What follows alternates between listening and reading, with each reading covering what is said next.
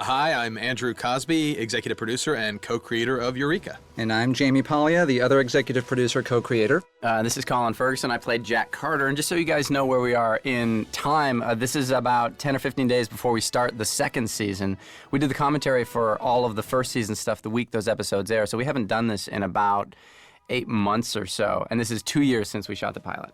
Which I don't think we have actually watched in almost 2 years, so this is going to be interesting for us. It's actually 4 years since Jamie and I originally pitched the show to the Sci-Fi Network. Now that opening thing, that was like, when did that come on? Because that wasn't in the script. Those little like...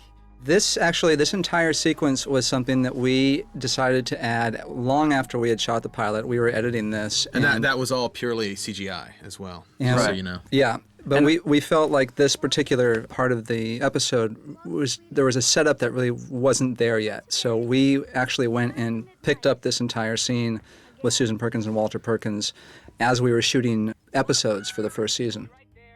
Yeah, I was actually up in Vancouver for shooting these opening sequences with the original pilot director well into the first season after he had gone on to do other stuff. Huh. And I know there was talk at one point of that quote. Was that an Albert Einstein quote right off the top? There was talk about every episode was going to start with one. Yeah, we were originally thinking about doing a quote at the beginning of each episode, but kind of felt like it sort of felt formulaic as we went into the series. It was kind of cool because we found a whole bunch of great quotes that sort of thematically fit each episode, but we were afraid that maybe it would just become a tired device after a while, so we dispensed with it. Wow, this is crazy. This was so long ago. So yeah, we had to basically rebuild Walter Perkins' laboratory in another location. So all this is like a totally different build than the laboratory you'll see later in the pilot. Oh, really? Yeah. Is this the one that actually ended up playing in the last episode of the first season? That spinny thing? The machine? Yeah. The same machine that you see in the season finale that is the machine you're seeing here in the opening of the pilot. Right. Huh. Yeah. Rob LaBelle. We love Rob LaBelle. Yeah, it's interesting because otherwise, I mean, as it was first scripted, it started right there. Right here, yeah. Yep. It's nice if this sort of gave a lot more energy off the top. Well, it's also a nice little teaser for the episode, and that you're going to be looking at more than just a that was federal marshal driving.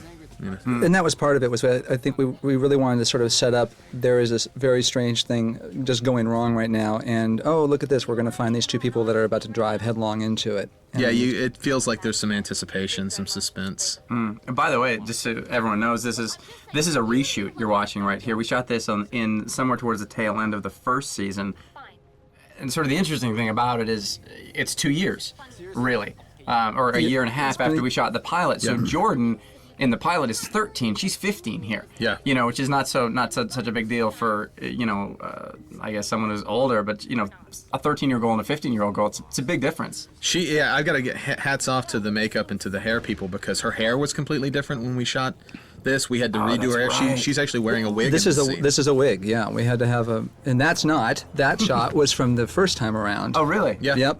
Just these cuts. It's right amazing here. how well they blend. That's from the first That's time. from the first time. That's from the first time. Just this portion, but now. But then that's from the new shoot. That's the Right. new. So that's 2 years older with a wig. And as far as DPs go, that's Rick McGuire matching Bob New.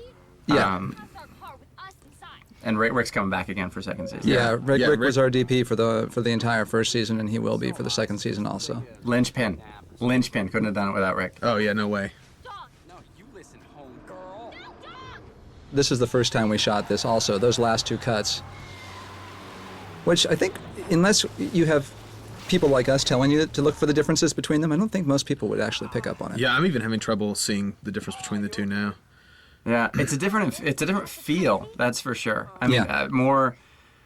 There's a texture, I think. Yeah, and more like right now, when we shot this bit, obviously we were, in the middle of Vancouver Island on an old road, and you do get that feel that sort of you can't light exactly how you'd want to. Yeah, there's just no way. Yeah, where you can, on the previous thing, because we were in studio. Now, I've got to give proper credit to Colin Ferguson here. This was like 2:30 in the morning. It's freezing. We've got the rain machines out here, and it is just a mess. And Colin, although he didn't fall out of the car, had to fall down into that mud about 13 Yeah, I times. love how you're giving credit to the actor who's like, and now lay down, as opposed to the stuntman who leapt from And our stuntman two who stories up. he did do that about 6 times because we kept on saying, no, you're anticipating. Well, if no. he was a little better, he'd have done it in one. This This is our establishing shot of the small town Eureka. Which is Ladysmith on the eastern coast of Vancouver Island. We went through a lot of edits to get these scenes right. I mean, there was some additional material and just trying to get the pacing of the show up. I remember the scene that's missing is holding up the cell phone Right. waiting for reception in the middle of 6 or 7 rain towers in the middle of the night. Right. And then Poor Jordan. I still remember that night. She was just freezing to death. Yeah, This rain was coming down, pouring on you guys. we ended up wrapping her a little early. And Now that's not actually Charlie. The guy who plays Charlie there in the background. That's really? a whole different. We didn't have that guy in the day. We had to go throw a coat on a guy and get him to look like Charlie. So just face away from camera.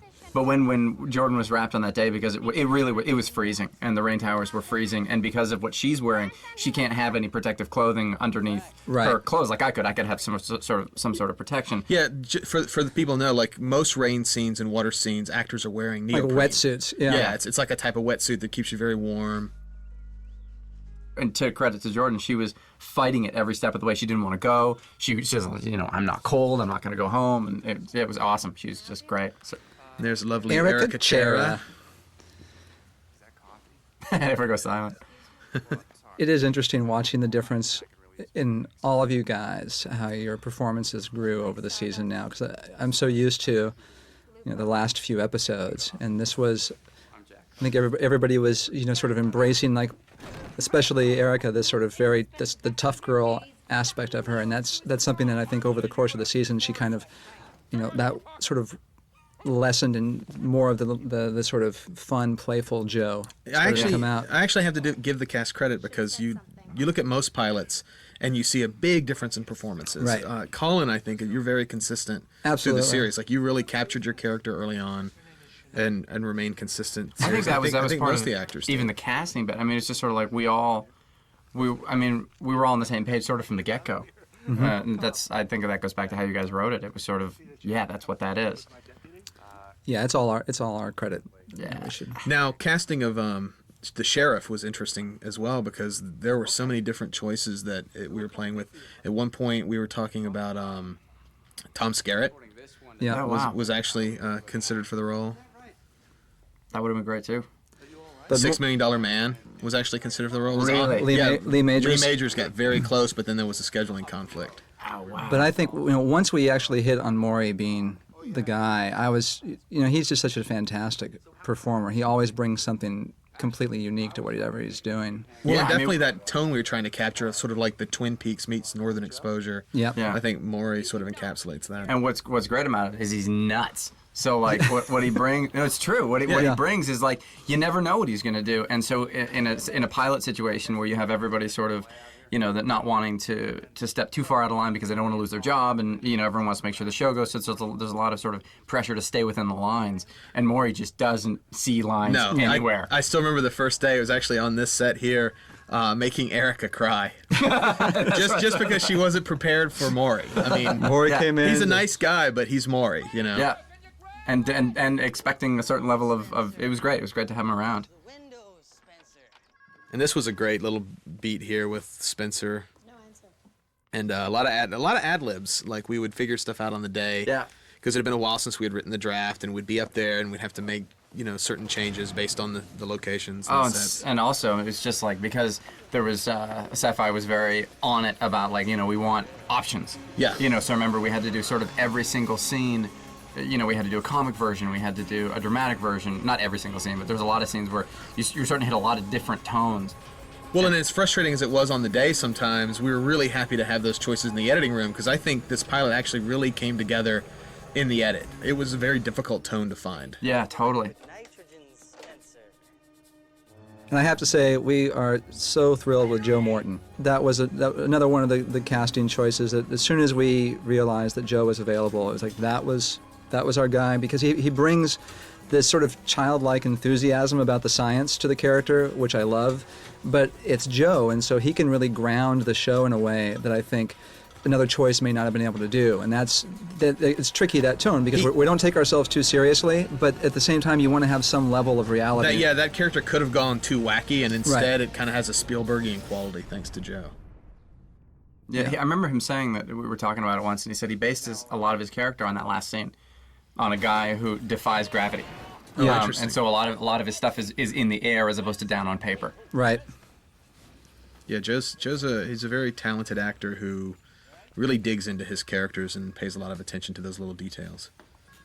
Well, and that's something that I think can be said about everybody in the cast, is that you all have the ability to play the range. You have that stand-up background, Colin, and but we can go to those really more emotional scenes with all of you. I mean, you have talent that actually makes us better writers, because we can play all those different emotional beats.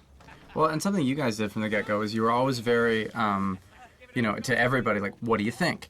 What do you want to do? What do you, and it sort of, because the casting process generally puts you in your shell by the end of it, because you just want the job by the end of it. It's so rigorous, and you guys sort of took great pains to sort of pull everybody out of that and say, like, get invested, and what do you think about this? Do you have a better way you want to do it? And it pulls you out emotionally and sort of gets you talking. Yeah, I have a very specific philosophy about making television, and I think it's, at the end of the day, it's a family. This is a group of people you're going to be stuck with, for better or for worse, for a long, long time, if you're lucky, if the show's successful, and you better hire the right family members. Otherwise, you end up in and we've all heard stories of the really dysfunctional families on various television shows and movies. Yeah. Our DNA strand, Miss DNA 2005. Now, I can't remember if in the final cut, does he steal a bunch of stuff? I think he still does here. Yeah. Okay. Good. But we cut some stuff out of this scene. There was the part of the scene at the end where we don't really quite realize it, but Spencer's hair has been smoldering from that explosion, like all this time. And toward the end of the scene, his hair bursts into flame, and he puts it out underneath a slushy machine, which was actually a really fun scene, but we just didn't have time for it. So not only that, but it felt off tone by the end of the day. Right. That was part of, I think, the challenge for us in the editing room was really trying to find where is it being witty, and that's where we wanted to be, and where is it going into the wacky area, which is death. It's like we set out to do a hybrid. Like, right. We wanted to do this great sort of sci-fi comedy without it being wacky, without it turning into something that sort of feels like it's too tongue-in-cheek and not taking itself seriously. And that's a funny thing, too, because you have the sort of in your head, where the show's going to go and can go. But sort of what are we now? We're 13 minutes into the pilot. You sort of, we can't go there yet. We can't, because it sets a bar. It does. It really does. It's like everything's a first impression in a pilot, like especially this early in a pilot, and you really have to be careful of the first impression you're giving, because unlike film, where you can do some really interesting, weird stuff early on, in a TV pilot, people can turn the channel.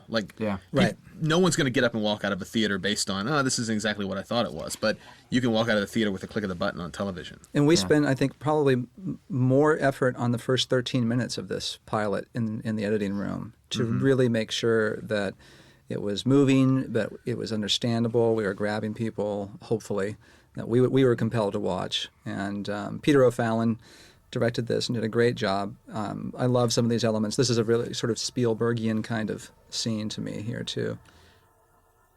It's interesting now that I think about it. Peter had actually done something which I thought was really smart at the time. At the end of the day, it didn't really work the way he wanted it to work, which was to shoot like a lot of video as if it was being shot from surveillance cameras throughout the entire pilot, so you could cut to those moments. We ended up not cutting to those nearly as much as I think he originally envisioned. But that was the kind of thinking he would do. He would really sort of try to think outside the box. And that's one of those tone things as well, where you're sort of, like, well, how much of the conspiracy is this show going to be? Yeah. Where, like, it was in the pilot, but you weren't really sure how that was going to translate. Something, just on a selfish note, I'd love to sort of put a shout out. Mary Jo Slater fought hard for me. Yeah. Over the course of the casting process, and at the very least, just wanted to give her due on that. Yeah, Mary Jo and Steve Brooksbank did a great job for us. Yeah, they found you, and we knew that we had the right guy. Yeah, I'm just grateful to them. It's weird. Yeah, we should talk about that, because it's especially when you see your character and how much the show rests on your shoulders, how it's difficult for me to imagine anybody else ever being Sheriff Carter, and how it was a bit of a challenge just convincing everybody of that. Yeah, I remember we auditioned sort of, you do the standard studio network, and then the next day we had to come up with tape. They wanted to see more tape, and the day after that we wanted 10 minutes of tape, and the day after that it was 15 minutes of tape, and then the day after that we all had to go in and put me on tape again, doing the scenes. Yeah, it was a painful process, and the funny thing is, when we started casting, it was day 2 of casting. Andy actually had to fly up with Peter to do some location scouting, and Colin came in. You came in for that first read through. And Andy called me afterwards, and he said, "Did you see anybody today?" I said, "I think I found our guy." And so we were waiting for Andy to see it, and he's like, "Well, that's great. I can't wait to see the tape." And well, it was more than that. I saw the tape pretty quickly. but you wanted to meet him. That's but right. I won't hire any actor, at least on that level, unless I meet them first. Because again, it's that philosophy of I've got to like the person. And then the first time you met him, you went over, you shook hands, and you turned around, and you came over to me, and you said, "Yep, that's our guy." That's our guy. Yeah. And so we knew at that point that it was you were the guy that we were going to fight for. Well, again, it's because no matter how great an actor they are in a series, at some point they stop being the character they're playing to some degree, and the person they are shines through, and that's why you're hiring not only the actor for their talent and their skills, but the person for their innate qualities. By the way, that was the first scene that I shot with Joe Morton. That scene on the side of the road, right? And it was sort of I remember when we did it. I don't know what Joe was going through, but we looked at each other afterwards, and in my head I was like, "Oh, this is gonna be fun. It's gonna be fun."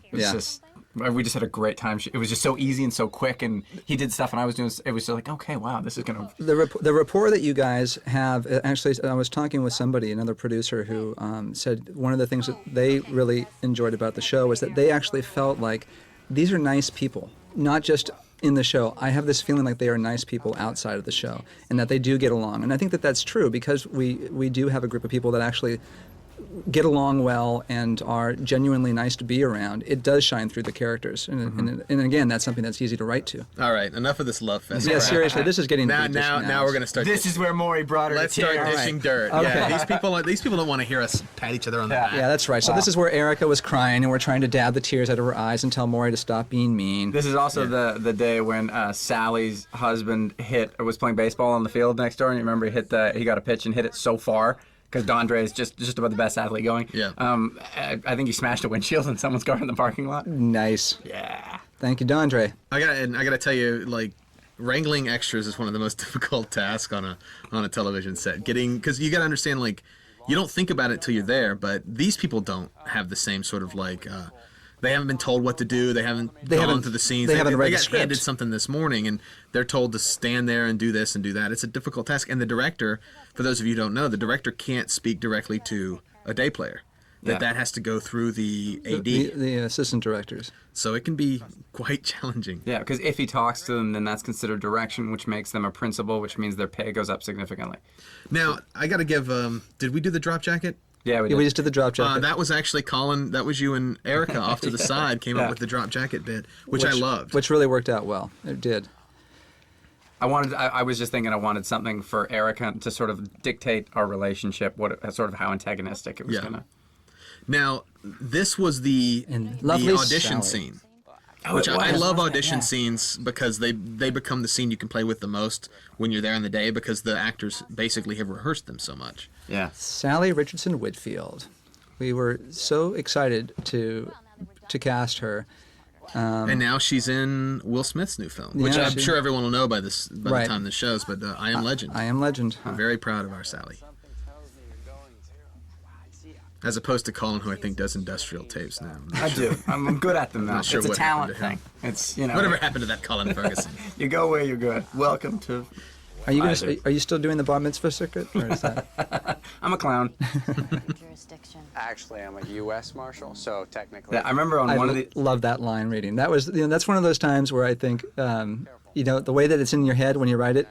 And then it comes out, you're like, yes, that was exactly. Well, that's one of the reasons we loved you is because you do snarky without people not liking you. Right. The snarkier you get, the more people are like, oh, isn't he adorable? I think that's my whole family's from Scottish, so I think there's that sort of, that's how we grow up. By the way, when we were doing that scene before, there was a take where the floor gave because this scene actually got shot over how many different locations? We Oh kept, my God. we kept carrying we this kept RV. dragging the RV around because we kept trying to pick up something from the scene. And Right. so the RV took some wear and tear, and so we're doing the scene, and all of a sudden, I drop right out of the RV, I fall through the floor down to the ground. Yeah, I actually it's like a forgot scene from about The that. Prestige. I had wanted Colin to, just vanishes through the floor. I wanted that for the outtakes, but I couldn't find it. I was going back through our. When we also played a 90 prank on hours. Colin here, where there was a point in time where that was Jamie lying in the box there. You'll get to see that later on. We'll do a little commentary over that. Too. It scared the hell out of me. We've done the thing so many times, it was sort of on autopilot when we go back I to actually this. love it because like Colin screamed like a woman, and Allison just kind of gave Jamie a dirty look. Sally actually, I think, cocked her fist. She Yeah. was almost about to just lay me out. Which and is she Sally, could. Sally all over. Yeah. And she could. The woman is ripped. Oh, and this I remember Maury kept going back and forth with Sally on this sort of, Yeah. pushing her and changing the lyrics, and Sally was Yeah. just like, "I'm gonna kill him," and then all of a sudden she shifted. It was like, "Oh, I'm gonna play with him." Yeah. So they started playing with each other, and then I got along. And it was great. And this little that little Yeah. moment there, Yeah. that's what working with Maury, I think, buys you. Yep, he brings you out. He makes you work that much harder. You can't fall into a pattern with him on any of those takes because he's always changing things up. There's Charlie in the background, our rock guy. By the way, I probably sort of flattered myself when I was working with Joe. I'm sure everybody feels that way when they work with Joe. Like, wow, we've really got We've something. got something. It's amazing when you work with someone who's really good. How you just everybody's game gets elevated. Have a place you can stay? Really? I'll drive. By the way, over the last year, I've been at a bunch of conventions and whatnot, and sort of meeting a bunch of people who've enjoyed the show, and it's just great to sort of. And I always say to them, I will bring that back to the writers and let them know that everyone. They love the characters that you guys drew, and they like it's the world and the comedy and the tone that seems to be what people said, because there was rumors of it getting darker second season, like too dark, and they're like, it's still gonna be funny, yeah. right? And it's like, no, it's still gonna be. Well, I'm gonna have to go into Matt Frewer now, who all of us love him because he's just so much fun to be on the set with. He has the best he's- outtakes. He is hysterical, and he has the best outtakes. But we had a big battle with our network about whether or not Taggart should have an Australian accent. And that was how he was written originally.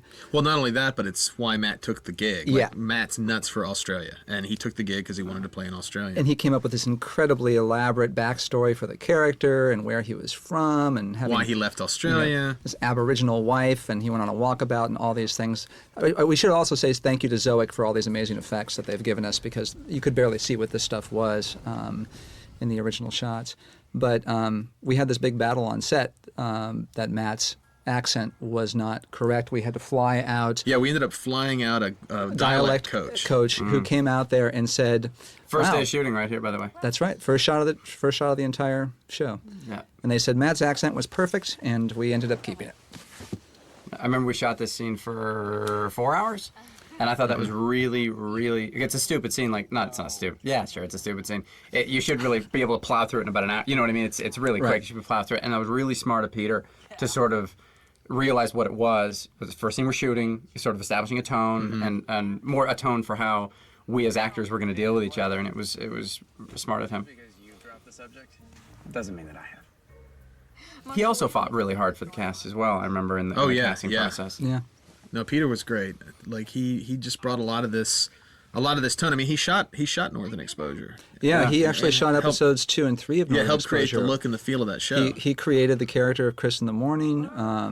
There was, especially those second and third episodes of, I think, of Northern Exposure really set the tone for that show, which was actually, for me in particular, my inspiration doing this show. And Andy and I were both huge fans of that, and X-Files and Twin Peaks, and this is sort of a blend of all of those different elements.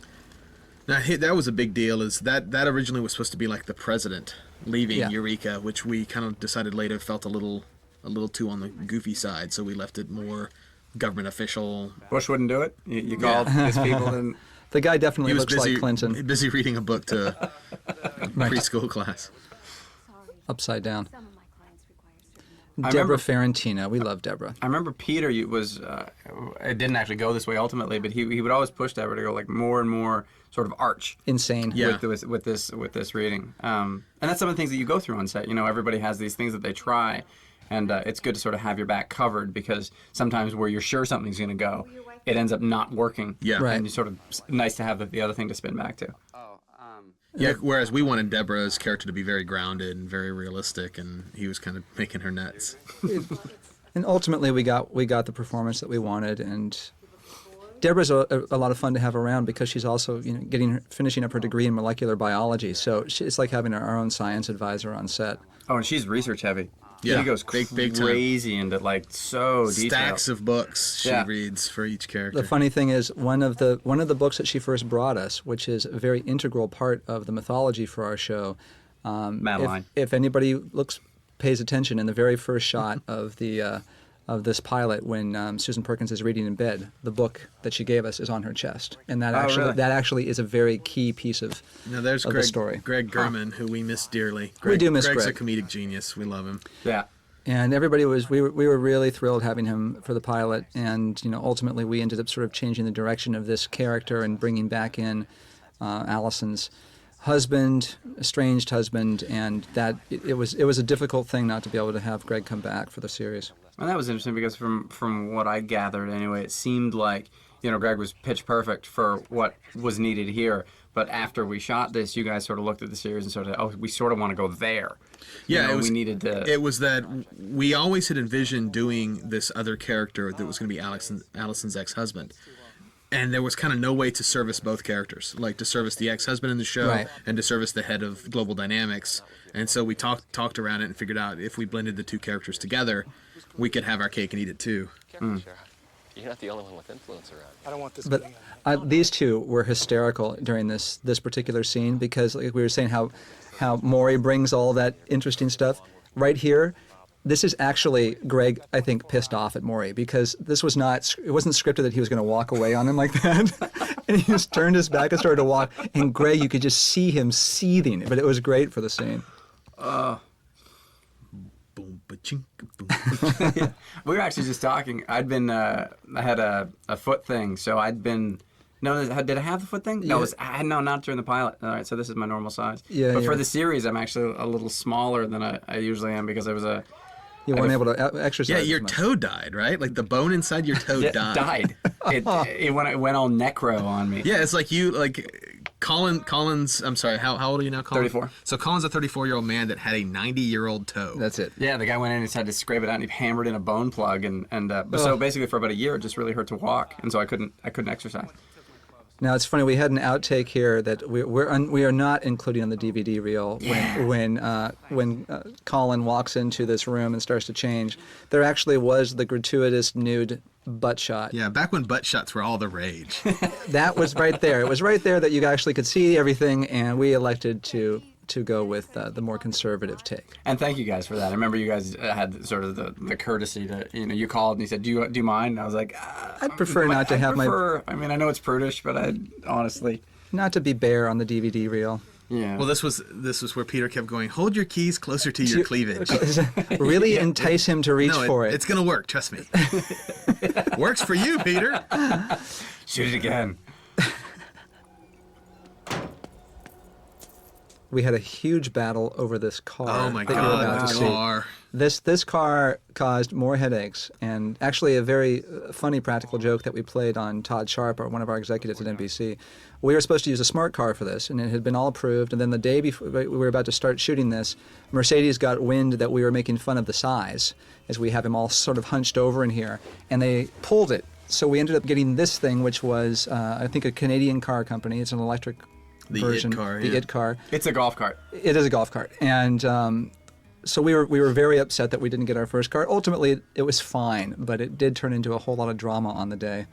Yeah, and we blew it way out of proportion by Purposely. calling back to LA, and apparently the whole set was falling apart, and Peter and I weren't talking anymore. It was all a practical joke. We funny. had Peter call him up, and John Kousakis, who was our co-EP, call them up and say, Jamie and Andy have completely come unglued. They're such prima donnas. They're refusing to continue with the show. By the time it was over, we had Todd scouring North America for This other car. This that we other wanted. car that I had found, like this really obscure smart car online that I knew that there were only like 10 in existence in North America. So we had Todd like scouring North America looking for this car. We demanded that had to be the car, and Todd, God bless him, and he actually tried to find it. He found it. He was getting ready to fly it in. He called us up. We were waiting for him to call us up and say, "What are you two doing? Knock it off!" And he called us up. He's like, "Okay, I'm looking at this car online. There's one in Alberta." And we were like, "Todd, we're really not that big." That's actually the same day that Jordan Henson frightened me, because we were sort of known for pulling practical jokes on the pilot, and this was the day Jordan Henson found out, and I'm like, oh, laugh it up, girl, we'll get you next. She just gives me this weird look. She goes, bring it. It was terrifying. So we never punked her. We never punked her because she terrified us. It was really chilling. This is a reshoot. We shot the first way we shot this. It was actually on the other side of the street on the far corner, with the statue in between us and the sheriff's office. And I don't remember why it got reshot. Well, we ended up. Well, a lot of it had to do with light. Like, we kept losing light when we were That's right. shooting it. Yeah.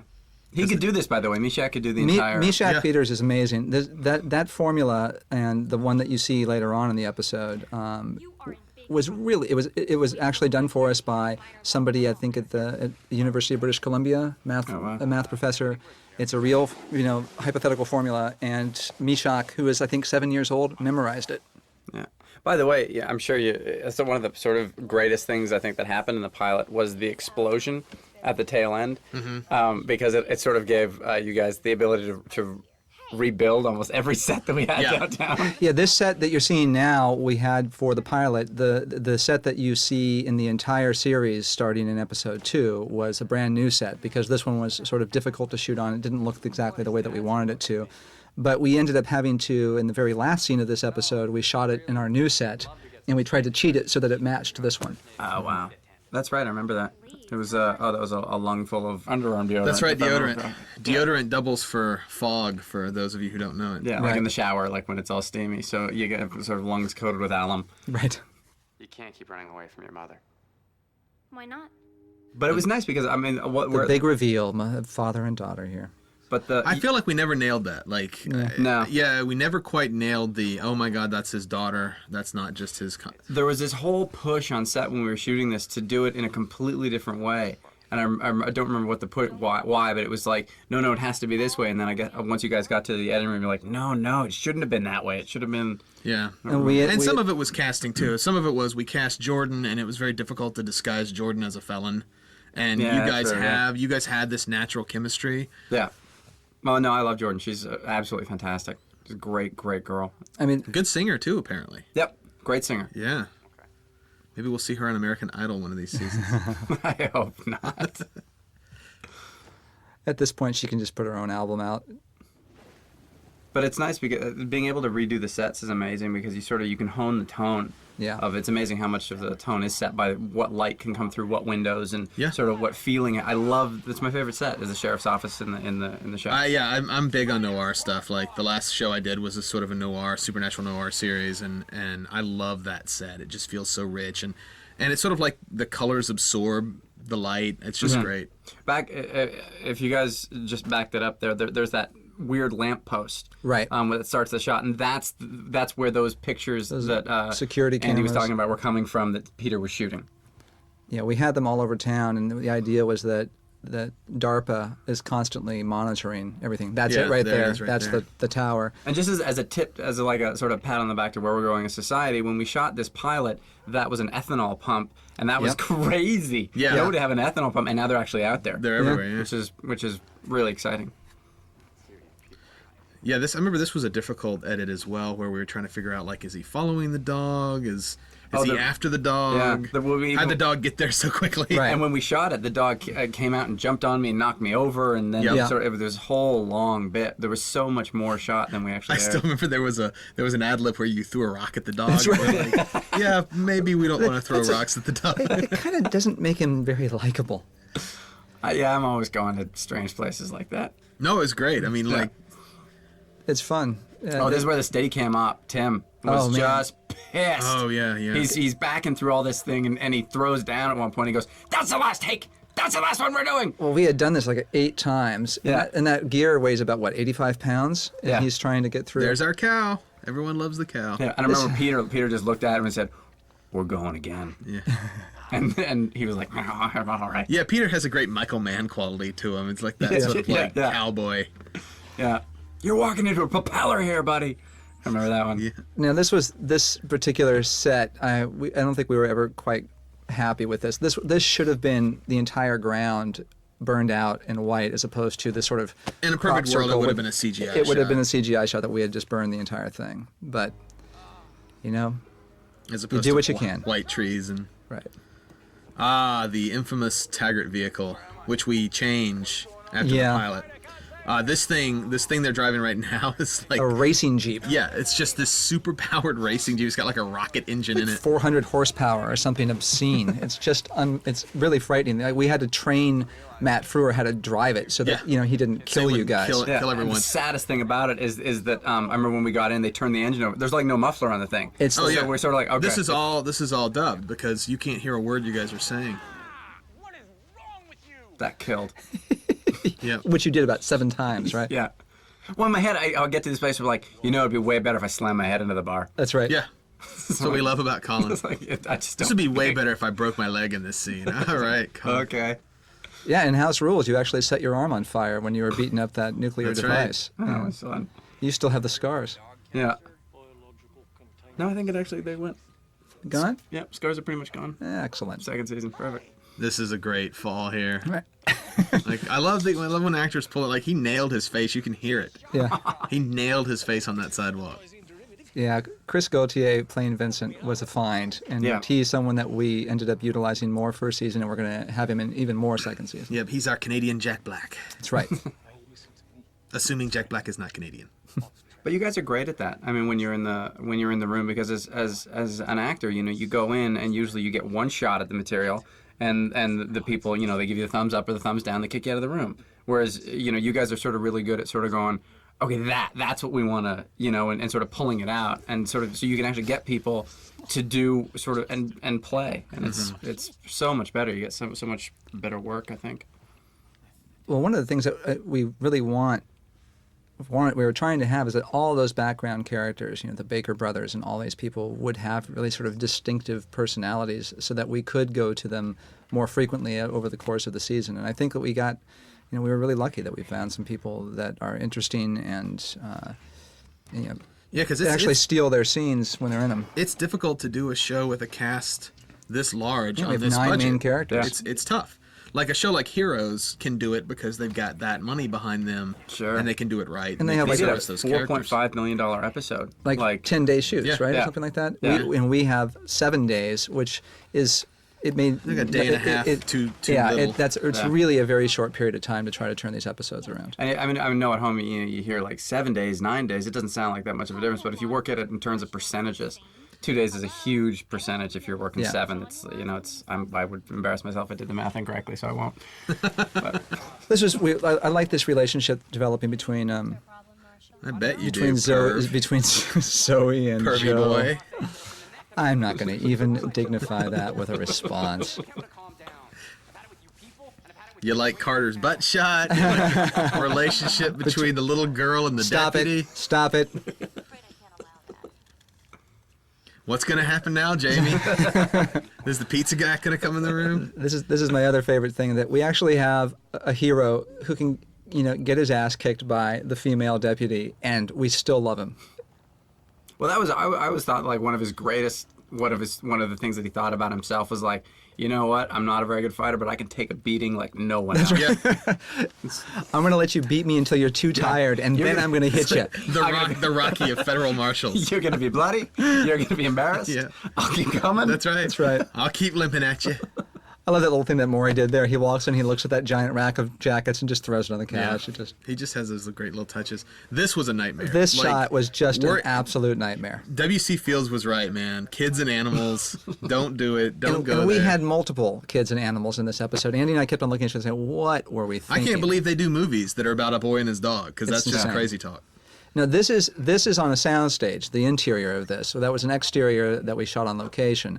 And so we were trying to get this shot on the inside. This is about 1 a.m., 1:30 in the morning. Maury was petrified because we're dragging him on a cable in this chair towards this giant hole in the floor, and he was absolutely sure that we were going to drag him through Well, that. this fear you see in his face This is absolutely real. When he screams in this, it's because he really thought he was going in the hole. Yeah, yeah, and And, you know, no offense, but a guy like Maury doesn't have ninja-like reflexes. So once he's heading toward a hole, he's either going in or you're going to stop the cable. I gotta say that Zoic did a fantastic job. You know, Matt Gore and J Rod and you know, Rob and all the guys over there just did a superb job on the special effects, because that was the visual effects. That was not in any way what it looked like when we were shooting in that room. Including No, in fact, burning his leg. that was another one of our did. practical jokes. Is they had basically dug this giant hole in this room, and we came in. Jamie and I came in. And it's like we're like, what the hell's that? And they're like, what? It's the hole. And so we said a hole in the floor, like, oops, there's a hole in my floor, not a giant freaking This crater. is a freaking crater, and we threw this. And this whole room just freezes, and everyone walks out. I had a bottle of water in my hand, and I threw the bottle of water. I was like, did anybody in this room ask Andy or me how big the hole should be before you ripped up the goddamn floor? And they all just froze. We had them convinced we wanted like a 10-inch by 10-inch hole, you know. They ended up calling John Kousakis, who walked in the moment that he heard what we were trying to do. Peter was in on this too. He looked But at us. luckily He's they like, were masked because of all the stuff in the air. That's right, all that Peter asbestos. couldn't keep a straight face. He had to like put the mask on because he was laughing. That's always fun too when you show up on set as an actor and all the crew and everyone else has masks on, yeah, you're like, Yeah. and they say, okay, Wait a you just second. sit over there. We're starting. And action. what am I breathing? Yeah. I did one thing in Montreal where everyone had masks on. I said, "What's in the air?" And the guy takes his mask off and goes, "Asbestos," and then put it back on. We shot in that location for 2 days. Oh, that's excellent. And that's why you get paid the big bucks. Yeah. This is all CGI, this entire bridge. We had an actual bridge that we were driving across, of course, but then they matted in all this other stuff to make it look like it was dilapidated. I love the look of like excitement on her face Yes. because she's about to scare the crap out of you. What are you doing? She is pretty pleased with herself. She loves driving too. Yeah, she really does. She's good at it. Yeah. She rides motorcycles, right? Yeah. Yeah. This was something else that we ad-libbed on the day coming up. Oh, that was fun. We did a bunch That's of right. Yeah, different... Sally. This was actually Sally's Yeah. line. This was great. In this scene, just so you know, like Jamie and I are tucked away in that little guard tower up there, Yeah. watching. And if you've ever seen me tucked away is not an easy thing to do. That was the exchange that you guys ended up we ended up ad-libbing the idea, and you got the lines, and it And was it's funny 'cause really funny. That's a great CGI shot too, by Yeah. the way. Like Those they really dishes nailed that. those dishes are real. Yep. But the other stuff building is behind not. the helicopters and stuff, all fake. This is in Victoria. Yes. Yeah. We This drove, great elevator we found. Yeah, we drove down to Victoria to shoot everything at this building. If I remember. I love shooting on Vancouver Island. I wish we could shoot the show there, but there's just no way to solve any 11th hour problems because you don't have the access to a big old city, and you're two Right. flights away as opposed to one. Yeah. If you actually need something flown in. Oh, and flying in once, I flew in from Vancouver, and I was the last flight before they stopped flights for the day because when the Okay, now you see these two guys over there on the segways? I'm sorry to interrupt you. no, take it away. Oh yeah, That that's was, us. that's Andy and Jamie. Jamie's the skinny one. I'm the handsome one. That's right. Andy's the handsome one with the blonde hair. Now this is always a leap of faith because it's just a green screen right there, and you're being pitched all sorts of stuff, which actually isn't what got. Yeah, this is definitely a follow the dragon, follow the dragon, follow the dragon moment. And you're sort of like, please don't hang me out to dry. And I remember it was Bob Havros was Yep. did the pilot, and it was Simon who did the series. And they're both so great because they're so articulate. They can sort of go, no, what we're picturing is more or less, Yeah. and as opposed to some of the people who don't want to get in the way of your process and end up consequently hanging out to dry. Yeah. Because they never told you they meant less. And like in this shot here too was one of those things where we were just in a warehouse. It was just white walls and a white ceiling, and the guys at Zoic kept on looking at this, going, you know what? It's just not impressive enough. So they ended up extending the ceiling up and having all those tracks with the shipping crates going back and forth. Now, for a time, we almost lost this scene, and I'm glad we didn't. I'm Yeah. glad we kept it. Yeah, it's a nice break. When Sally and I shot that scene, it's all chopped up now, but all that dialogue, and the scene was actually longer when we shot it, we had to do in one long take and land at the same point every time, which, if you're with the wrong person, is an absolute nightmare. Yeah. Because they're just not wired to sort of get to a certain place at a certain point. They're more organic, and Sally's just great at sort of pacing it out and landing at the same place every time, and that's... I remember you guys hitting that over and over again. Yeah, and on a show like ours, it's indispensable to have that sort of, call it, technique, because we don't have time to do 10 takes waiting for someone to get to the right mark at a certain point. And this is actually inside a Observatory. observatory, yeah. Victoria, same place as the GD. Yep. Neil Grayston, who plays Fargo. That was the highest tech thing we could find on the day. Yeah, it was like somebody's cell phone, It was PDA. a camera, like a little camera. Now, you guys, wasn't there a thing about the lens on this thing when they opened the ceiling? Yeah, we really wanted to get, in this a little bit later shot, to see this giant telescope, because it was really important that he was working on this research that had to do with mapping the expansion of the universe. Which all kind of fell out in the final edit, and we didn't get the shots to begin with. But I remember the guys who ran the telescope sort of said, it can't get wet and it's about to rain. And so we can't open it. And then we had a little bit of a break in the weather, and it was almost dark out, but there was just enough light because we were shooting on high def. Yeah, like this is it. Literally, there was like a 20-second window that we were able to get that shot in. And they said like there was some sort of huge consequence if the lens got wet. It was something like, I can't remember what it was. It was either like it was really expensive to clean, or Right. Or it was, apparently they have to train gerbils to go in there, and it's a whole thing. We just promised them that they could take it out of your salary, Colin, so it was all problem. fine. I go up there myself. Greg Gurman coming down that ladder there, that was the most precarious thing. That's not a staircase. Yeah, That just is so you know, actually- that's basically a it's ladder. a ladder. And That we're kind of like, it looks sort of like a staircase. Greg, act like it's a Yeah. staircase. I remember too. He's like, so I'm coming down a staircase. Do I have a cape? Yeah, he was- I love that. You're making a joke. See, there's all sorts of crazy research going on the screens in the background, and we were supposed to get some inserts of that stuff, so we could kind of. Somehow they never got them. Well, it was such a hectic day. Yeah. But it was a great program. You can see it mapping the stars. It's actually, whisking through the universe. Well, I remember the reason why we didn't get it was because, and part of the problem of the telescope as well was that we were losing the light. Yeah. And so it took so long to open, and we were just scrambling, and we couldn't get back to this location. They weren't going to give it to us. That was it. We had literally, it was like you guys said, it was 20 minutes, and if we didn't get it, we lost it. Yeah. And so I think once the sun went down, I don't know, I suppose we could have just pulled in lights, but we didn't have time for some reason. Yeah, there was no way. We didn't move. We'd have to move lights there. It would be a whole thing. I love the RV. Yeah, I wish that we had actually gotten more footage in this shot, because we actually have the tree that was that the back half of the RV was wrapped around is in this room right now. If we had actually wrapped the camera around, you would see that we had just cut this trunk out, and the entire thing was intact. This was a big utility room, by the way. It was that big long scene where the special effects that we were talking, Sally and I walking, The same first room, entrance, yeah. where we shot people floating, hung up by ropes. This Yeah. was this room. It was sort of the everything room. To also speak to the Greg Gurman thing, like this scene was originally shot as Greg and Allison, or Greg and Sally, Allison couple. and Warren King are a couple, and we had to kind of go back in and edit that stuff out to do what we want to do with the rest of the season. Yeah, the original He was supposed to be jealous plan of this was that Warren Carter. King and Allison Blake were involved. All awkward. You want me to help? This is me helping. Just lay off of Warren, okay? He's not one of your escaped felons. By the way, the constant battle of it's raining, now it's sunny, it's raining, nope, now it's sunny again was difficult, because you're trying to match all this footage and you're shooting them, out of sequence on different days, and Yeah, on a show like this with the budget we had, like you have to shoot rain or shine. You can't No. wait for rain. You can't wait for it to clear up. To be perfectly honest, I'm not sure whether I can help you or not. You just have to hope you can match everything later. yeah.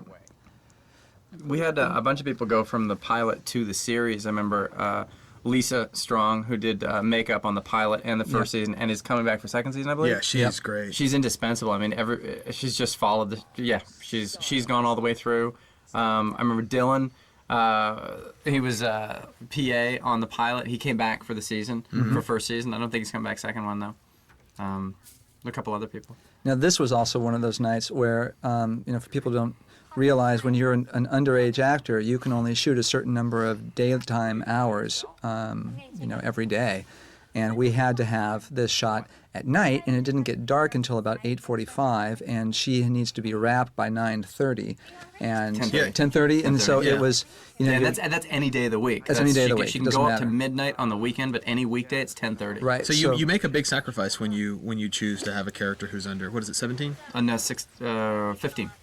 50, you get increments, like 15 it goes up. And Right. So, but we were in a situation here where we had to get this shot. We only had this location this one day, and we needed to get the coverage, which is shooting this from all these other different angles. And we ended up having to get her side of things, and then we had a double for her who came in and sat there that we shot backside of her. And we actually violated child labor laws on this day, actually. Oh, good. Let's put that on the DVD. I think everyone should know. And just because what it was is you get a lot of times with stuff like this where people push and they always want to violate. And that's where I'm a big proponent of sort of shutting it down. And if people go home, if it's not necessary, if you're not really going to get anything, then it has to be observed. This is one of those situations where, first of all, Jordan's so capable, and she was so upset that she was going to have to go home for what was 20 minutes. She said, I'm not going to bed till midnight anyway. Right. She's like, please let me stay and shoot out the part of my scene. And then when we shot out her part, we did actually switch to the thing, but it was a strange thing where the rules got bent so that out of respect to Jordan, because she wanted to nail the scene. She wanted to nail the scene. It was important to do it. And she did. And all the people that were there, her parents and her teacher were all in support of that decision. I think she finally got tired of waiting. We didn't twist anybody's arm. I don't think it'll make the DVD. What do you think? I think I took and got him drunk while we were shooting. That's how we tricked them into saying that it was okay. And set all the clocks back. Nothing nefarious. This is Canada. It's daylight savings super. Are we not on Canadian time? I'm sorry. Just like Walter's motorhome. Yeah, maybe it'd be best not to spread that around. Trust me, around here it's business as usual. Chris, we love you. Chris cracks us up. He said when he auditioned, it was that it was like a room full of like club boys, a room full of like guys who were really well built with mesh shirts and like earrings. Oh, it was horrible. Yeah, and he sort of showed up. He's like, I'm not getting this. No, we were nailed it. Yeah, we loved that that he was unique looking, and he's a great actor. He's a great actor. Rob LaBelle. Well, Rob LaBelle and Jennifer Clement, we love them so much in this episode. Walter and Susan were only meant to be in the pilot, but we ended up deciding that is there any way that we could have them come back? Yeah, we actually created the concept. We created the concept for episode 2 because we wanted to bring them back, and because Mark Stern at the Sci-Fi Channel told us the one thing he never wanted us to do was cloning. He didn't care about it. It was done to death, and we took that as a personal challenge to do a cloning episode that wasn't about cloning so much. Well, time travel too. He hates time travel, and so we're like, all right, well, that's the season finale right there. This was a place really north on the island. It was absolutely beautiful to look out over. I think it's a submarine field they look out over, where submarines run exercises. Yeah. Yeah. Otherwise, they get fat. It's a whole Yep. This scene was a chore. I hate that map. It is. I cannot tell you how much I hate that damn map. Don't understand it. But, this is, again, when you're on a limited budget, especially on a pilot, there are things that you need to cut corners It's on. it's supposed to be this high-tech town, and yet It looks like something that they don't have a Disney-quality map. It looks like something that you would get for a kid to color on a California pizza kitchen or something like that. It's just not a real map. This scene, when we shot it, I remember it ended up the way it was written and the way we first rehearsed it, but there was this big, long... a Megillah, a sort of about, went really far away from it and then ultimately came back to you. Remember, that took hours. And in the edit, this was one of the scenes where it revealed sort of that Warren and Allison were a couple. Yeah, and this is when out. your character discovered it at the front door. He walked up to the front door and you were like, okay. And she thought you were catching her. Yeah. I still remember on this night, because you're right, it was really difficult. But remember how when we finally nailed it, like how we're like, that's the show. That's that chemistry. We finally got it. And it was this right here. It's this little beat between you and Allison. No, nothing. And there's a scene with Allison I do at the front door, which is a similar scene for me that I did with Joe when we did this scene. It was supposed to be. It was really late and everyone was pissed off, and we just got such a great place between us. We said, oh, that's going to be really fun. Right. You know, and sort of these great moments you had with your fellow cast members where it's like, oh, that's what our relationship's going to be. Oh, that's going to be fun. Now, this is an infamous screw-up on this show right It here. is. There was this whole scene here, and Jamie and I were there. There's a guy eating a salad. There he is. Salad guy. Soup And salad guy. we shot the whole thing with this big explosion happening in the background, and the salad guy just sits there and keeps eating. And, you know, we had this argument with Peter going, why is salad guy just sitting there? And he had a whole thing, and we were like, I don't get why he's not hearing the commotion in the background. We basically lost the battle. We let Peter do what he wanted to do, and we had to fight with this salad guy. We eventually had to pay to get him taken out. Like, Yeah, he's he's erased from the digitally scene. removed from the scene. He was the guy that was supposed to die, and we ultimately just reshot it, re-edited things, and had the visual effects added to the inside, where we ended up killing Charlie the Rock guy. Originally, Which then Charlie the Rock guy, the actor who played him, was not happy about. because he thought he might actually get to come back again, and no, sorry. Well, and sadly would have gotten to come back again, but, well, we had to kill you. Right. That's the way it goes. There's the I left the electric car. I forgot the electric car. Breathe, Walter. Okay. Now what happened? Peter was great about getting multiple versions. This is one of the scenes. It's easier to obviously watch it as opposed to be in it. But I remember watching sort of this scene unfold. He was like a little more, a little less, Yeah. and sort of getting all sorts of different tones. Yeah, he definitely came into this. He wanted this sort of, ability to dial it more emotional, more serious, and to the more comedic side, so that we would have a number of options in the editing room. Well, yeah, and I had a lot. I mean, Peter and I had lengthy discussions about how difficult the tone was going to be, Yeah. and that there was no way we were going to be able to capture that tone on the day. That we were Right. going to have those choices to play with. And I think that's why often he was doing some crazy stuff like, now stand on one foot, like, Right. because he didn't know. I mean, Right. none of us knew exactly how we were going to have to dial this thing at the end of the day. And thank God, because in the editing room, we found ourselves with a choice. It drove the editors crazy. Oh, I I mean, bet. there's this is shot digitally, so there's no like worry about wasting your 35 millimeter film, and there's so much material that was shot. I We think had 90 and a half hours hours, yeah. of printed dailies, which means that that's the stuff that you actually have to go through and choose takes from. Because I'm that good. That's right. Every take is gold. More Colin. You're like cowbell. You're the cowbell of actors. I think one of the reasons, and Peter's not going to like this, he's a great pilot director, is that he's a fighter. Yeah. Yeah. He will, if he's not going to roll over on anything. And so it's great because all of a sudden all the decisions are questioned. Yeah. You know, and you sort of have to. And often you have to fall on your sword to get the right show done. There are sacrifices that have to be made.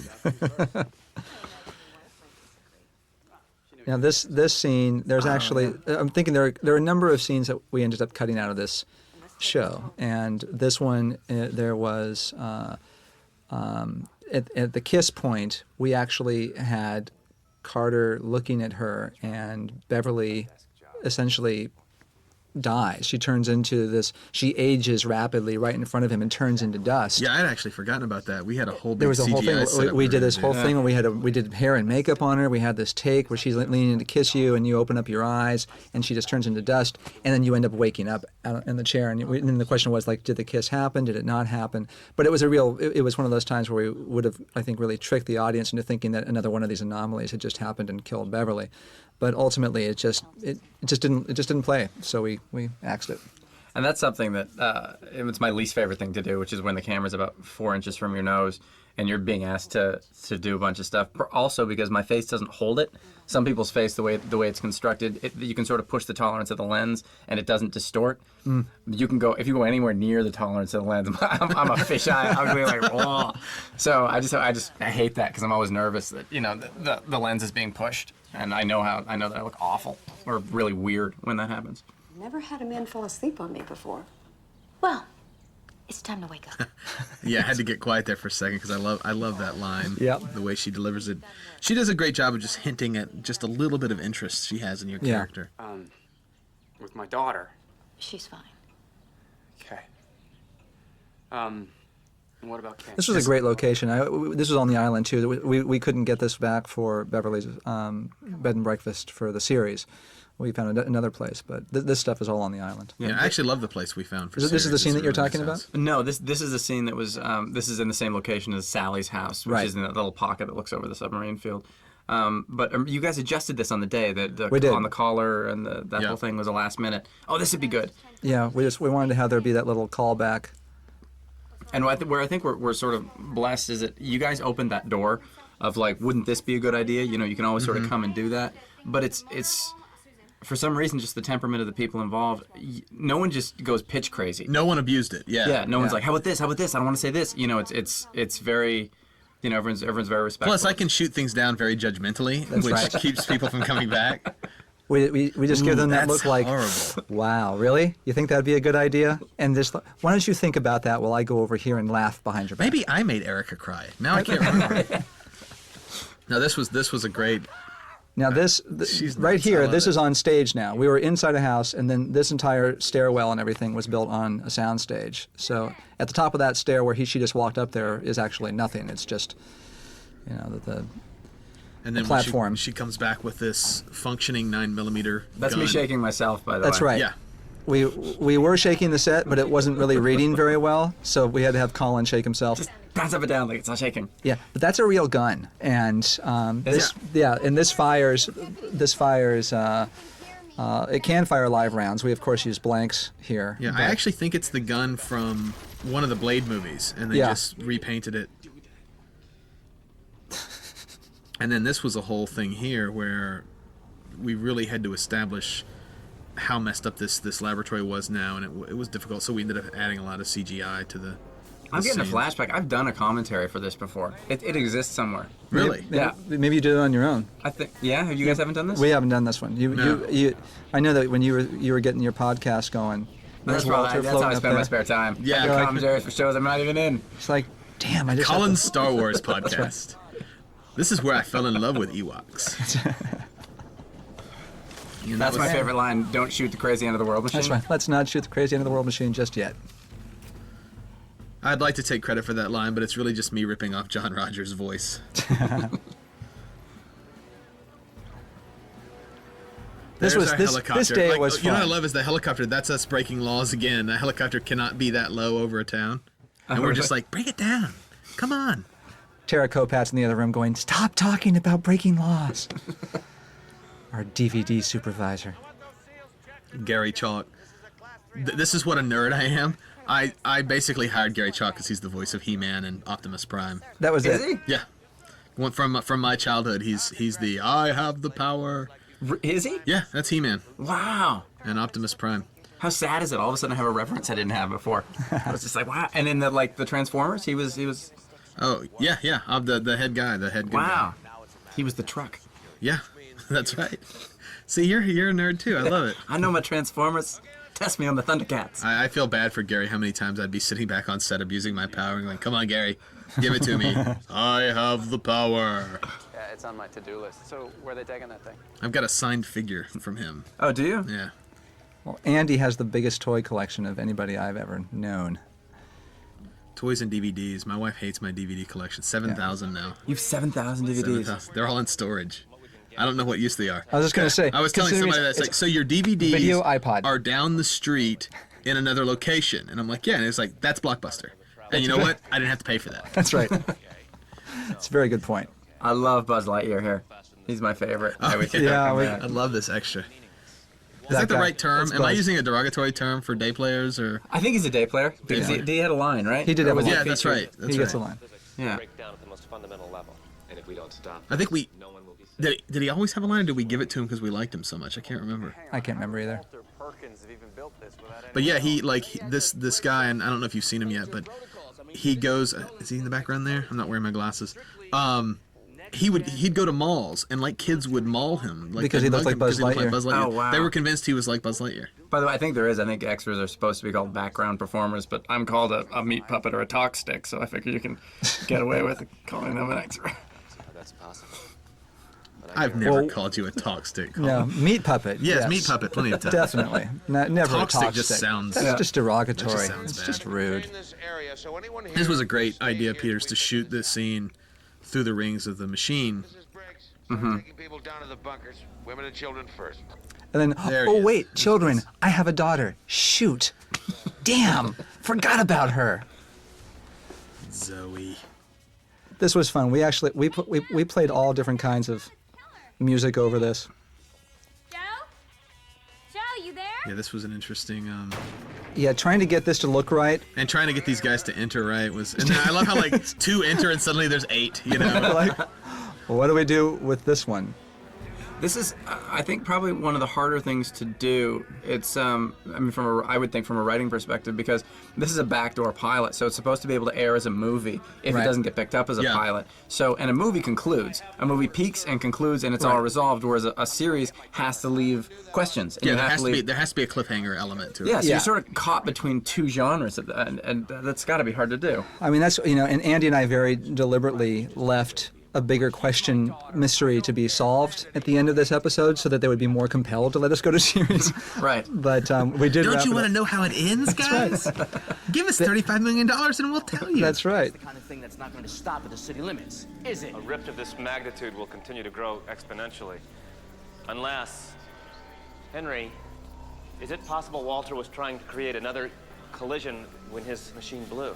Right, theoretically. This was a great scene and difficult to do.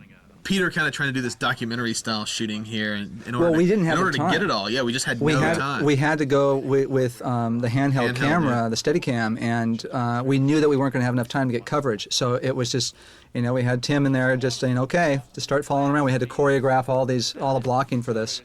Again, this is the same room, that utility room we were talking about before. And if you looked in the back there's a garage door, and if that door comes up, it's all the trailers. That's right. That like Crafty is out there. Not quite a soundstage. It's literally a garage door. It is. Yeah. Now, he could have worked on this for months. What? Years. I don't know. I could swear I've seen this before. Even if... my Think, math. Carter. Think. Come on, it's my math savvy right That's there. right. Wait a second. Walk in the park. The park. The kid. I got it. Yeah, we stretched a little bit for that one, I think. Hey, watch yourself. Worked great on the page. Yeah, Andy and I have been ignoring all of the glaring errors during this that we wish that we could have redone. Well, we talked about this. We remember apart too there was a much. thing about, like, you know, okay, do we comment on the fact that Brian Perkins was friends with Misha? Yeah. Is that how he got the formula that he saw? And should we comment on that? Maybe that's the tick that brings us over to. Right. Yeah, sometimes you can really think yourself in a box doing that too, though, when the audience is just like, just get on with it, you know? Yeah. Now this set, actually, our underground bunker is literally the parking garage by our production offices. Yep. We threw all these lights in there on the walls. Dressed the set, We just dressed, and we just shoved everybody that we could get, as many extras as possible, into a corner, so it would look like it was packed by the entire town. This was we had a hard out this night. It was a 1 a.m. hard out, if you remember. I gotta mention that. The fat? I don't know what it is about Jordan, but like when she hugs somebody, she has to pat them on the pat back. their back. It's like a nervous tick or something. We did like 20 takes of And her. we Stop can't patting him on the back. You're It's your patting father. him. She's like, I'm not patting him, and she hugs him, pats, and she's like, I got it that time, right? Like, no, you're still patting him on the back. It's her palsy. Like, we threw all these flat screens up on the wall in there, so it looked like it was a high-tech bunker. I think I can fix it. Yeah, it's interesting transitions, you know, from how the character was written and Matt Frewer's performance, because this character was kind of a much darker sort of character in the Originally, pilot. yeah. He more patterned after like the guy from Jurassic Park who hunts the dinosaurs. Yeah. Like he was supposed to be sort of like this tough guy for the show, and Matt just brought this great sense of comedic. He's so funny Something, every yeah. time he does something different. By the way, in that parking garage, I had a 74 VW camper van that I drove up, and it was parked in that parking structure the whole time. 20 feet away. Yeah, for like a month. He's right. We all know Kevin has special talents, but this is Because there's a crime problem on That's right. Vancouver Island. They told me not to park it in an outdoor lot. Strangely. Really? Yeah, the Hells Angels have a huge Oh, that's right. Yeah. bunch of land. That guy died on the ferry of a coke overdose when they had their party. That massive. Yeah, and aren't there were a lot of not crack houses, but what's the other drug of choice these days? Yeah, crystal meth. Crystal meth labs. Yeah, there's Yeah. a lot of meth labs. Like you didn't know. Yeah, So I We're really- shooting on Vancouver What's Island. that other drug? I worked really hard to sell that. What's Did it that not other come drug of across? choice? What's that What called? is that Mary Jane the kids are smoking? You've got tabs in your pocket right now. So the It other actually thing doesn't come in it doesn't tabs. come in tabs. I realize that. That's all Which right. you can tell that I'm not the guy that does the crystal meth. The other thing just to mention that was your 5 o'clock shadow was a big battle. Oh, that was a huge battle. because Oh, yeah. because for Andy and we said this logically. This guy hasn't shaved in a couple of days. He's going to have a shadow. But the people on the studio network side said, no, he looks kind of scraggly. We want to see him clean shaven. And they hated the suit. And they hated the suit, which we thought he looks like Steve McQueen. It was Steve McQueen. Well, I remember there was a big fight. That I was supposed to, or there was a faction who wanted jeans and a blazer with a shirt, and it was just too self-aware. Yeah. It was too like. It's like, does he get a red Ferrari and some dogs too? I mean, like. Yeah. And we really wanted you to feel like a fish out of water. It needed to feel like you were the urban presence here that didn't fit in. And what I always thought was like, he's always a fish out of water. Yeah. You know, even in LA, and to sort of bring him as like the LA hip guy, I don't do that well to begin with. Yeah. You know, it's a different guy. Well, and we'll show you at the end, you're wearing the outfit that they preferred. Right. That was, and they wanted you in that. That was our compromise, is that after the whole thing is over, now he finally has time to change clothes. Right. And the 5 o'clock shadow thing was the scene at the end where I'm with those people. It was pushed for that I would be clean shaven. When you were back in LA. Yeah, but the prep hadn't been taken properly. Lisa didn't have a beard she could put on. There was no way to actually solve it and have it look anything. Well, because we shot it out of sequence. So like it wasn't like if we had shaved you for that scene, you would have been shaved for the other stuff that we still had to pick up. That bunker scene. Which was going right afterwards. Right. So and because I knew that, because everybody knew who. Because all the coverage was me with Venetian blinds with a blue background, we could pick that up anywhere. Yeah. So if it went to series and it was still a big sort of, if it's still stuck in someone's craw, you can pick that up anywhere. You know, whereas the bunker scene, you just can't. Yeah. So it was sort of, I remember we were pushing for the production for that.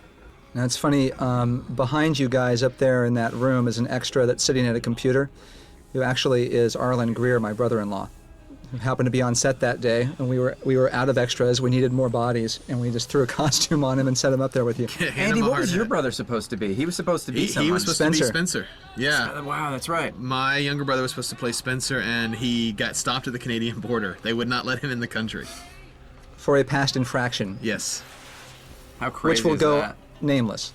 Yeah, not a serious thing. It was, just like a stupid thing. But yeah, I've never heard of that before. Yeah. It was bizarre. And then he finally got in. He finally snuck across the border, and he got there on the day that we were shooting the Spencer scene. So it's like this, It was just painful. It was painful. It's a nice guy. Yeah. This is also a cool effect. I mean, it's amazing what those guys can do to this stuff. I think he's going to be in that Savage Brothers thing. Oh, great! That's good. Awesome. That'd be great.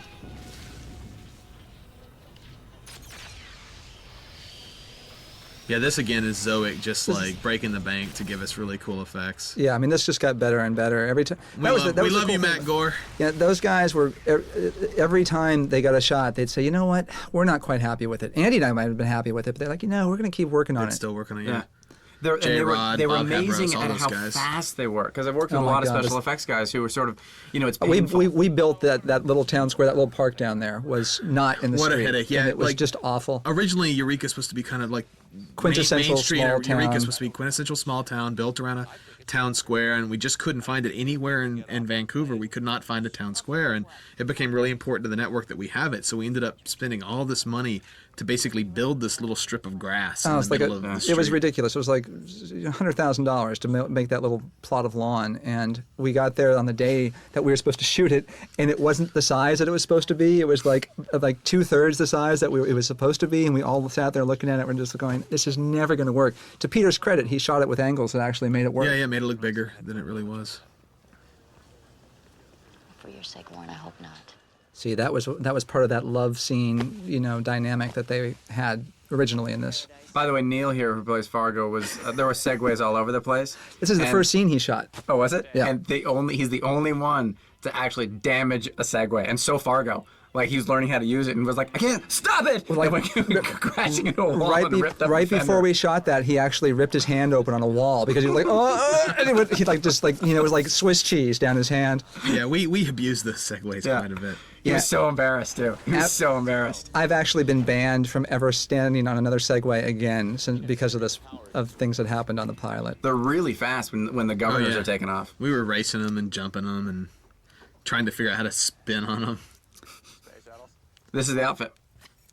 That's right. No. Remote. I mean, now that I look at it, it doesn't look all that different, but it felt really different. Like, even that engine is CGI. No, it looks really different with the jeans. Yeah, it just doesn't work. Yeah. I would not have wanted to see you wearing that for the entire No. pilot. No. No, I think it it's is. just a little more self-satisfied than the character is. Yeah. You know, I think you can be cockier when you look silly. Exactly. Well, that's why I think the sheriff uniform for the series works so well. Yeah. Is you're walking around looking like Andy Taylor, you know? Yeah. Yeah. You know, it's funny. They actually did a flame shooting out of the back of that car, which was supposed to be treated with CGI, and it looked so cheesy that we ended up having to cut that. It looked worse than the old Batmobile. It did. on the It was series. actually, it was worse. It wasn't nearly as good. She's really very insightful. Yeah, she should write a book. Joe. And you're about to see why we were so excited when Lee Majors was going to play, because there's going to be this whole homage. That Lee Majors was going to be the sheriff at the end. Not that we weren't thrilled with Maury Chaykin, but no, was Maury this- Chaykin was. I mean, no offense to Lee Majors, but come on, it's Maury Chaykin. Maury Chaykin's brilliant. Yeah. But again, I'm a massive geek, and That is the true. fact that I would get to do Lee Majors with a bionic leg. Yeah, that was Tough was to pass true. up. Yeah, Henry. Wow. Good work. There it is. Also, thanks to Zoic. Yep. Gotta keep it on the ground. Yeah, that was one of those things that we were debating whether or not that was going to be a practical effect or a digital effect, but the leg was going to be something like $30,000. Oh, wow. I love have them build it. One of the things I love about television and really this business in general is like when the guy comes up and shows me 8 different canes. Yeah. For him, Right. and I'm like, it's Yeah. a cane. Like, just Yeah. give the man a cane. Was that Colin? Colin was set deck, and I remember his whole department was understaffed, and he's sprinting between locations trying to get everything done. Did a great job. Such a great crew. I know it was rough. This is back at that submarine place. Yeah. Mm-hmm. Oh, and interestingly, if you look at when the car rounds the corner, there's all sorts of skid marks on the ground from the back tires because this is a prop car. Yeah. And the differential in the back is actually welded together. To make it do skids. Unfortunately, it can't round corners without skidding because there's no way for the wheels to turn at different speeds. Right. Nope. And we were trying to match the backgrounds on this a lot. This was actually really difficult because obviously, you see in the background, like that's actually the ocean out there in that last shot where the submarines go. And there's supposed to be Allison's house, but trying to get this stuff to cut together was actually quite tricky. Yep. And then we're in that neighborhood where Jamie wiped out on the Segway. Like, he jumped over the cable protectors. He did this jump. It's going way too fast, and I'm next to him. I did a little tiny jump, but I'm right next to him, going at like half the speed. So Right I've there. got this. I'm watching as Jamie just face plants on a Segway and slides across the asphalt. I still have the scars to prove it. That's awesome. Except what? Oh, there were phones. But I did not break that Segway. It continued to that operate. Segway's in perfect operation. In condition. retrospect, the scene that I was talking about with Sally when we knew we sort of had something going on was the scene before the scene where we walk inside and it's Kevin and Greg and all that. Yeah, that was the scene that I was talking about. Gotcha. So, This is my favorite part of the pilot. Really? Yeah, it's sort of like all of a sudden you sort of get this, oh, it's a show. And then you get this, and it sort of turns the whole thing on its head, and sort of go, oh, wow, this is going to be weird. Yeah. Right. Because it's just not what you expect to happen at all at the end of the show. There were, and these were things we found as we were writing them. Like, originally, Zoe was not your daughter. It was actually a male character named Zane, who was a computer hacker who'd been arrested. And we didn't even have the Beverly... Now, this was... the Beverly death thing, and that this was came a up. very late edition. We just knew we knew we needed something to launch into the series, to launch the conspiracy element. My wife, Kristen, always makes fun of the size of these teacups, though. She's like, could those be any bigger? It's like this vat of tea. I like a It's vat like a of tea. soup bowl of tea. Joe, it's Beverly.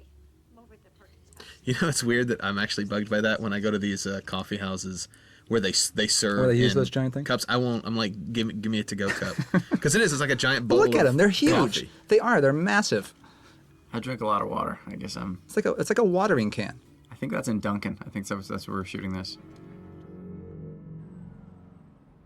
Stock footage. Yep. Los Angeles. This is the scene where I toned down the beard. These are our production offices right here. Yeah. Yeah. Right. That's where we're shooting. And this is my coverage. So if you watch this, no one really steps into my coverage, so I wasn't locked to working with another actor, and it's just a generic office in the background. Yeah. So as far as going clean shaven, this was the easiest piece to pick up. Right. Yeah, but it was We a had to. huge battle. It was a huge battle. My God, it was unbelievable.